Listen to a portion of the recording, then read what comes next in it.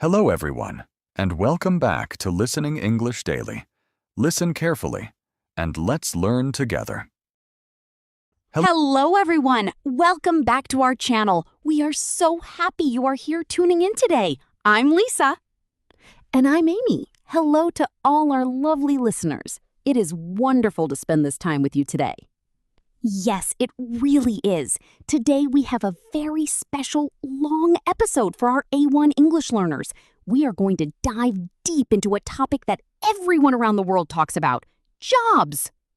That's right, Lisa. Whether you are meeting someone for the first time, making friends at a party, or talking to neighbors, work is a top conversation starter. Today, we will learn how to describe your job, your daily routine, your workspace, and even your big dreams for the future. It's going to be a lot of fun, and we have many great phrases for you. But before we begin, if you love learning English with us, please take a second to subscribe to our channel. Share this video with your friends, your family, or anyone who is studying English. And don't forget to give us a big thumbs up. Your support means everything to us and helps our community grow. So, Lisa, are you ready to get started? I am totally ready, Amy. Let's jump right in. Okay, let's start at the very beginning. Imagine you are at a cafe and someone friendly walks up to you and asks, "What do you do?" Amy, how can an English beginner answer this simply and confidently? Great question, Lisa. The easiest and most common way is to just state your job title using I am a or I am an. For example, I can say I am a graphic designer. It is short, simple, and perfect. Exactly. Or you can use the phrase I work as a. For instance, I can say I work as a journalist. Both ways are completely correct and clear. Now, sometimes people don't just want to know your title. They also want to know about the company or the place where you work. Lisa, how do we say that? To talk about the company, you use the word for. You can say I work for a travel magazine, or I work for a large clothing company. But what if you don't have a boss, Lisa? What if you work for yourself? Oh, that is a great point. If you are your own boss, you can use a wonderful vocabulary word: self-employed. You can say, I am self-employed. It means you choose your own projects and your own schedule. I love that word. Now, let's look at the next step: responsibilities. This means the specific actions you do at work every day. To talk about this, you can say, I am responsible for, followed by an action. For example, I can say, I am responsible for creating websites and drawing logos. Lisa, what about you? What are your main tasks? Well, as a journalist, my main task is to interview interesting people and write stories. If someone asks me about my day, I can say, a typical day at work looks like calling people, asking questions, and typing on my computer. Perfect! See, listeners, you can easily talk about your job title, your company, and your main tasks using just a few simple patterns. Let's move on to our next big topic: your daily routine. People are naturally curious about what you do from the moment you start your morning until you finish in the evening. Yes, it helps to paint a picture of your day. To start, it is good to mention your hours. For example, I can say, I usually start work at 8:30 a.m. and I finish at 4:30 p.m. Lisa, what are your hours like? My hours change a little bit, but usually I start at 9 a.m. and I finish around 5 p.m. Now, Amy, what is the very first thing you do when you arrive at work or sit at your desk? Every single morning, the first step is the same. I open my laptop, check my inbox for new emails, and write a neat to-do list for the day. I think checking emails is a classic start for almost every job today. Oh, I agree completely. I check my emails first thing too. And what happens next in your routine? After checking emails, I focus entirely on my creative work. I sit and design graphics until lunchtime. Then at exactly 1 p.m., I take a break.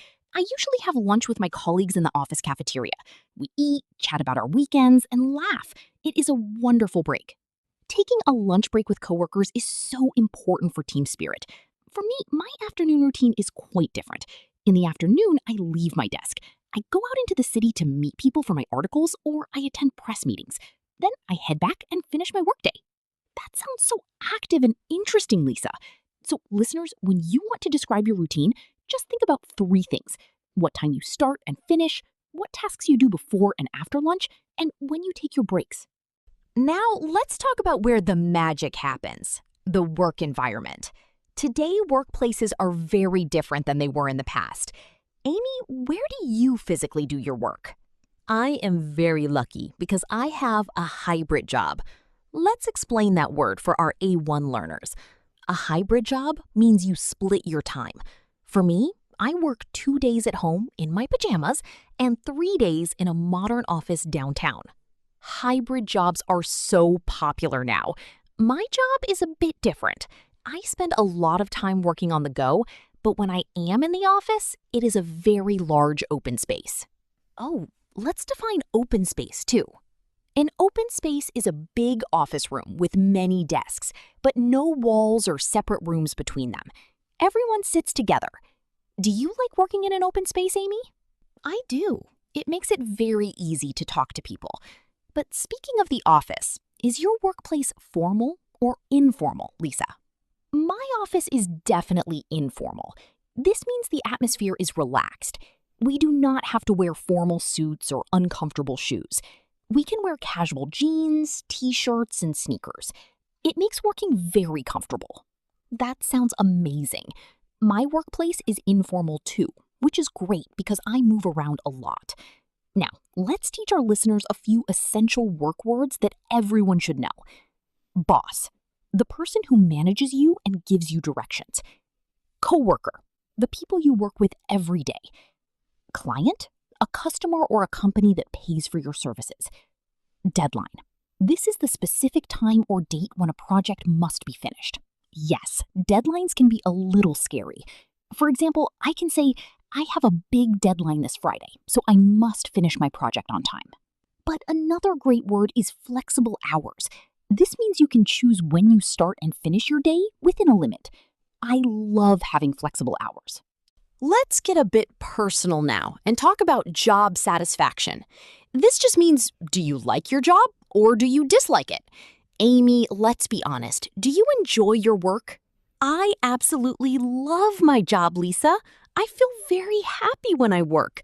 I like it because it is incredibly creative, and I get to play with beautiful colors and ideas every day. The part I enjoy the most is seeing my finished designs live on real websites for everyone to see.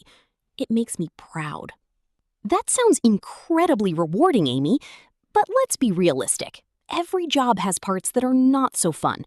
What is the thing you enjoy the least? Let me think. What I enjoy the least is when there are technical problems. If the computer crashes or a software program stops working, it takes a long time to fix.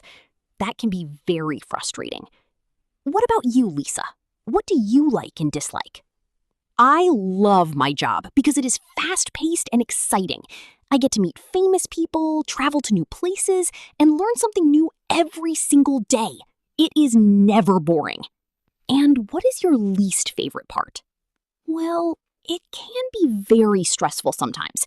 When big news happens, I have a very short deadline to write the story. I have to work very fast, and that can make me nervous. That makes complete sense. Stress is a normal part of many jobs. Listeners, if you don't like your current job, you can use these polite phrases to talk about changing jobs. I am looking for a new opportunity. I want to find a job with better pay. I want a job that is closer to my house. Now, let's look back in time for a moment. Before you became a graphic designer, Amy, what was your past work experience? Oh, thinking about the past is interesting.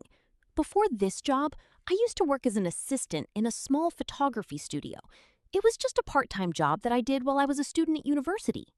A photo studio sounds fun. Did you learn any good skills there? Yes, I learned a lot. In my last job, I learned how to use digital cameras, how to adjust lighting, and how to talk to clients politely.